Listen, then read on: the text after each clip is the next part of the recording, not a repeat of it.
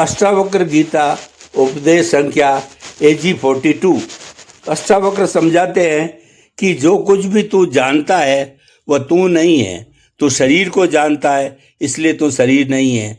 तू मन को पहचानता है अतः तू मन भी नहीं है। और जब तू विचारों को देखता है तो स्पष्ट हो जाता है तू विचार भी नहीं है। तू तो केवल वह साक्षी है जो सबका है। जनक, तुम भावनाओं को जानता है इसलिए तू स्वयं भावना नहीं है। जानने वाला ही आत्मा है, वह जो सबको देखता है पर स्वयं कभी देखा नहीं जा सकता। यही दृष्टा तेरा सच्चा स्वरूप है। जब तू इस बोध में टिक जाता है तो सभी बंधन स्वतः समाप्त हो जाते हैं, क्योंकि बंधन केवल असत्य से जुड़ाव के कारण ही जन्म लेता है। असत्य को समझने के लिए बुद्धि का ज्ञान पर्याप्त हो सकता है, लेकिन आत्मा को जानने के लिए बुद्धि की सीमा समाप्त हो जाती है। उसके लिए किसी साधन या विधि की आवश्यकता नहीं है, केवल सजगता चाहिए। अष्टावक्र समझाते हैं, आत्मा कोई ऐसी वस्तु नहीं जिसे बाहर जाकर साधनों से पाया जाए। वह तो तेरे भीतर सदैव विद्यमान है। बस उसका स्मरण कर और वह स्वतः प्रकट हो जाती है। जब ना पूजा, ना क्रिया, न साधन उसे ला सकते हैं तो फिर व्यर्थ के प्रयास क्यों करना। जनक, अष्टावक्र समझाते हैं कि आत्मा का अनुभव पाने का मार्ग किसी बाहरी साधन से नहीं बल्कि सजगता से खुलता है। जब तुम पूरी जागरूकता के साथ देखता है तो अज्ञान का अंधकार उसी तरह मिटता है जैसे दीपक जलते ही अंधेरा गायब हो जाता है। यह जागरूक होना ही सच्ची साधना है। आत्मा ही परम सत्य है, बाकी सब भ्रम और परिवर्तनशील दृश्य है।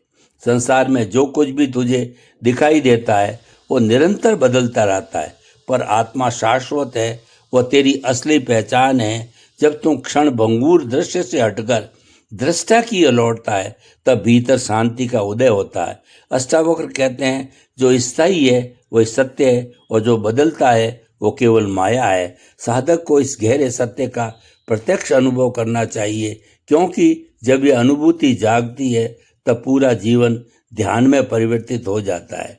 अष्टावक्र जनक को समझाते हैं कि मुक्त व्यक्ति को कुछ साधने या पाने की आवश्यकता नहीं रहती। जो आत्मा को पहचान लेता है वो प्रयासों और लक्ष्यों से परे हो जाता है।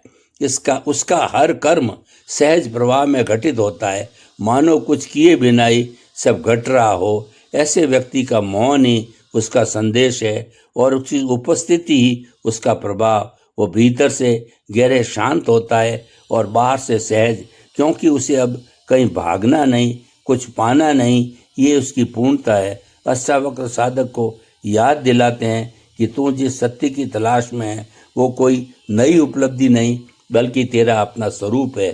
तू कहीं और नहीं पहुंच रहा, बस अपनी भूलों की परतें हटा रहा है और वही पहचान रहा है जो सदा से तेरे भीतर विद्यमान है। जैसे आईने से धूल मिटते ही केवल चेहरा स्पष्ट हो जाता है, वैसे ही जब अज्ञान हटता है तो आत्मा का शुद्ध प्रकाश प्रकट होता है। आत्मा को पाना कोई उपलब्धि नहीं, क्योंकि उपलब्धि तो बाहर की वस्तुओं में होती है। आत्मा को पहचानना तो केवल स्मरण है, अपने असली स्वरूप को याद करना है। साधक को चाहिए कि सतह ही जीवन से गहराई की ओर उतरे, क्योंकि सतह पर तो केवल लहरें हैं, सुख दुख, लाभ हानि, इच्छा और द्वेष की निरंतर हलचल। लेकिन जब तू इन लहरों से परे जाता है तब भीतर मौन की एक शाश्वत धारा प्रवाहित मिलती है। उसी धारा में डूबना आत्म साक्षात्कार है और वही सच्ची शांति का अनुभव कराता है। यह गहराई ही वास्तविक मुक्ति है। जनक, ध्यान रख, तू केवल मनुष्य नहीं है, तू स्वयं परमात्मा है, साक्षात सत्य। परंतु तू अपने को शरीर, मन और मनुष्य मान लेता है और यही सबसे बड़ी भूल है। तू शरीर में बंधी आत्मा नहीं बल्कि शरीर में प्रकट हुआ परमात्मा है। जब यह बोध हो जाता है तब भय मिट जाता है, इच्छाओं की जड़ सूख जाती है और फिर ना मृत्यु का भय बचता है न जीवन का बंधन। उस अवस्था में तू केवल होने में ठहरता है और वही ब्रह्म स्थिति है। याद रख, जो कुछ भी अनुभव होता है वो मन का खेल है, तू मन नहीं। अष्टावक्र कहते हैं, मन अनुभव करता है लेकिन आत्मा केवल जानती है। सुख दुख स्मृतियां कल्पनाएं सब मन की सीमा है, पर तू उन सब से परे है। तू वह साक्षी है जो सब कुछ जानता है पर किसी भी अनुभव में उलझता नहीं। जब तू साक्षी भाव में ठहरता है तभी सच्ची मुक्ति का स्वाद मिलता है और योग का सार इसी एक अनुभव में समाया है। जनक, आत्मा को पहचानने के लिए किसी बाहरी त्याग की आवश्यकता नहीं, छोड़ना तो भीतर की आसक्ति को है। विषयों को त्यागना नहीं बल्कि विषयों में डूबने की प्रवृत्ति को त्यागना है। जो भीतर से तृप्त हो जाता है वो सहज ही विषयों से परे हो जाता है। ये वैराग्य किसी अभ्यास या दबाव से नहीं आता है, यह तो आत्मा के साक्षात्कार से स्वयं खिल उठता है। जब तुम आत्मा के उस परम आनंद में प्रवेश करता है तब संसार की सारी वस्तुएं तुच्छ प्रतीत होने लगती है और अपने आप छूट जाती है।